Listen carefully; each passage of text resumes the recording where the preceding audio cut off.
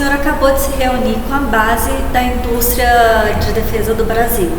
Como é que foi a reunião? O senhor pode adiantar alguma coisa para a gente? A reunião foi muito boa, né, em videoconferência. Estavam ao vivo ali 14 entidades ligadas à base industrial de defesa nossa, em que deram sugestões em relação a esse problema que nós estamos vivendo do e o que a nossa base industrial de defesa pode ajudar nesse curto prazo. Isso são muitas ações, o que a nossa indústria voltada para a defesa pode se adaptar, por exemplo, para fornecer equipamentos de saúde, e já algumas visões de médio e longo prazo, como a nossa base industrial de defesa pode se recuperar economicamente de uma possível queda de vendas e tudo. Mas o mais importante foram as ações que foram muito boas em relação ao apoio da indústria de defesa ao combate ao coronavírus, né? Já tem alguma coisa que vai começar agora? Tem. Algumas indústrias estão se adaptando para fornecer para fabricar equipamentos de saúde, como por exemplo EPI, respiradores, máscaras, né? Uma logística em relação a isso. Então esse é um auxílio muito valioso, porque é o que o Ministério da Saúde tem demandado em relação ao momento atual, são os equipamentos de saúde. Um respirador, por exemplo, alguns estão recolhendo respiradores para fazer manutenção, que estão impedidos, e um respirador é um equipamento que é a diferença entre a vida e o óbito, né? Então a defesa está sendo essencial neste momento de combate ao coronavírus. Está sendo importante, né? Está sendo importante. As Forças Armadas nunca se furtaram a atender o Brasil, aos brasileiros, em um momento difícil. Essa será mais uma vez. E o senhor pode resumir as ações? Porque essa reunião foi apenas uma das tantas ações que vocês têm desde que começou. Vocês estão montando hospitais de campanha, né? Nós estamos aí no sumário. Ontem, por exemplo, nós estamos 10 comandos conjuntos espalhados no Brasil. Comando conjunto voltado para o combate ao coronavírus. Nós temos ações mais na parte de logística. Ontem, por exemplo, nós tínhamos mais de 22 mil homens espalhados, auxiliando no combate ao vírus, né? Mais viaturas, embarcações. Na parte logística, muitas ações, eu não vou enumerar, que são inúmeras aí, né? Mas algumas importantes em relação à vacinação, entrega de alimentos, fora reforçando ações normais nossas, que é a faixa de fronteira, fechamento de fronteira.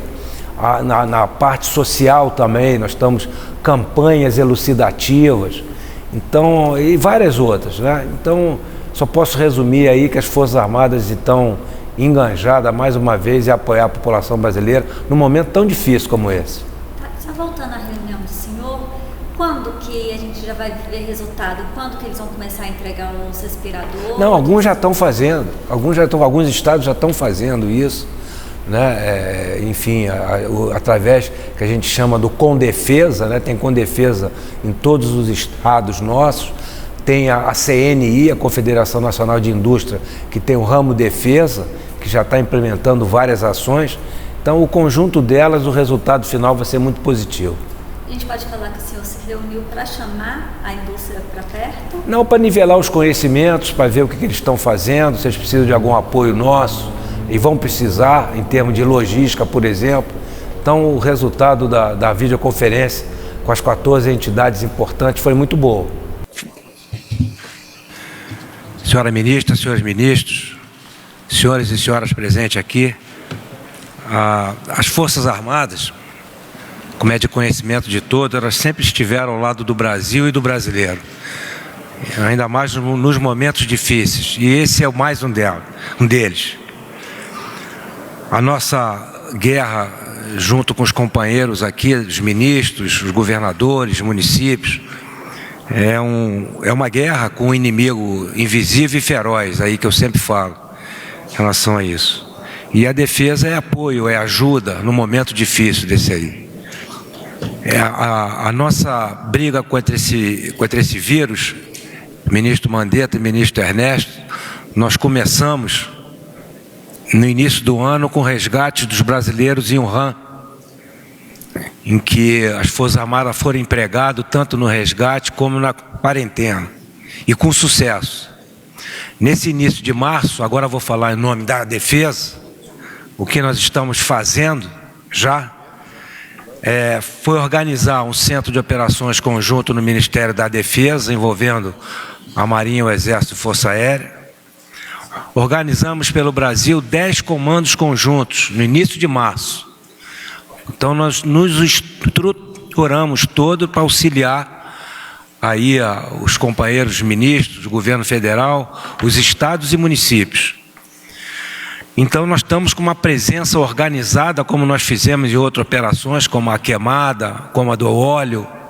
Já estamos com a estrutura montada e agindo em relação a isso, para identificar quais são as necessidades através aqui do centro de operações montado, ou já com os comandos conjuntos junto às autoridades do Estado e município, coisa que estamos fazendo já. Em termos de números, a Defesa já está empregando hoje cerca de 22 mil homens, 700 viaturas e 40 embarcações. É um número já expressivo em relação a isso. Estamos apoiando muito na questão de logística. Hoje mesmo, o ministro Mandetta, já levamos um 630 Hércules aqui de Guarulhos, de São Paulo, para o Nordeste, levando cerca de 10 toneladas de material de saúde. Então, nós estamos preparados para qualquer demanda emergencial e de apoio aí. E distribuição de cesta, até de água nós estamos fazendo. Estamos com vários postos de triagem do Exército, ajudando municípios. A resgate, nós ajudamos o ministro Ernesto, aí o resgate dos brasileiros que estavam no Peru. Controle de faixa de fronteira, aumentamos muito o efetivo nosso na faixa de fronteira, onde nós já estamos presentes. Inspeções navais, demos um aumento em relação a isso. Nós temos visto imagens de vocês colocando a ajuda nossa na descontaminação em rodoviárias, metrô, em várias cidades e capitais do Brasil. Na Operação Acolhida, recuamos um hospital de campanha nosso e colocamos, incentivamos em Boa Vista, tanto para os venezuelanos que estão sendo acolhidos, como atualmente até para os brasileiros que estão em Boa Vista. Laboratórios militares estão adaptados a produzir álcool gel, medicamentos que for necessário, à disposição do Ministério da Saúde, em relação a isso. Na parte social, estamos com várias campanhas de militares doando sangue, há campanhas informativas em relação aos procedimentos ditados pela saúde, pelos órgãos de saúde. E amanhã tem uma reunião com toda a base industrial de defesa para verificar o que essas indústrias de defesa podem se adaptar e ajudar em relação a isso. Então, estamos acompanhando a evolução do vírus, um momento de extrema união para vencer essa guerra aqui, e as Forças Armadas estão organizadas para ajudar. E o Brasil sabe que conta com as suas Forças Armadas. Muito obrigado. Obrigado, ministro Fernando. Antes de eu passar a palavra à ministra Tereza, eu queria fazer um agradecimento público aqui à Vale do Rio Doce pelos 500 mil kits de coronavírus, e o trabalho, queria enfatizar também o trabalho do Centro de Coordenação que está elaborando essa parte logística para o transporte e distribuição desses kits. Por favor, ministra. Obrigado, ministro Braga Neto. O Ministério da Agricultura, desde o início desse grave problema aí que vivemos do coronavírus, a nossa missão tem sido cuidar do abastecimento, da produção e da distribuição do alimento. O alimento é importantíssimo. Nós temos os médicos que fazem o trabalho na ponta de cuidar dos doentes, e nós temos os produtores que estão produzindo, e temos que fazer a distribuição para que esses alimentos cheguem à ponta, à gôndola do supermercado, para que a população que está em casa hoje tenha tranquilidade de quando ela precisar de alimentos, as prateleiras estão abastecidas. Felizmente, isso vem acontecendo dentro de todo esse clima de anormalidade que nós vivemos hoje. O abastecimento ele está razoavelmente tranquilo. Para isso, o Ministério da Agricultura fez várias ações. Começou aqui com uma lei, uma medida provisória, depois o decreto do presidente e uma portaria do Ministério para que nós harmonizássemos as ações nos municípios e nos estados, principalmente no tocante ao trânsito dessas pessoas que precisam ir trabalhar. É um serviço essencial e é claro que nós temos pedido pedido para que todas as empresas que estão trabalhando nesses serviços essenciais tenham todos os cuidados com as pessoas, de acordo com a orientação do Ministério da Saúde, a utilização de EPI, da distância, da higiene, enfim, de tudo que é necessário. Depois dessa portaria e das ações emergenciais, nós temos trabalhado também muito com os pequenos produtores, que nós temos aí uma grande preocupação com o pessoal do leite, que tem muita gente pequena, mais de 1 milhão de pequenos produtores, para que eles também tenham segurança. Fizemos um manual, uma cartilha que a Anatel está distribuindo, porque, por incrível que pareça, as pessoas neste momento precisam saber como fazer e o que fazer. Então, a gente tem levado isso também lá para o interior, para os pequenos produtores.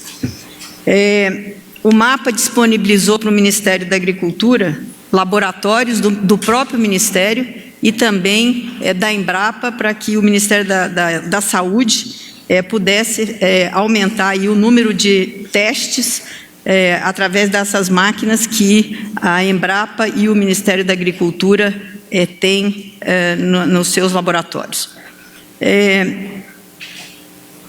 Também temos trabalhado transversalmente, juntamente com o ministro Tarcísio, para que o transporte aconteça da melhor maneira possível.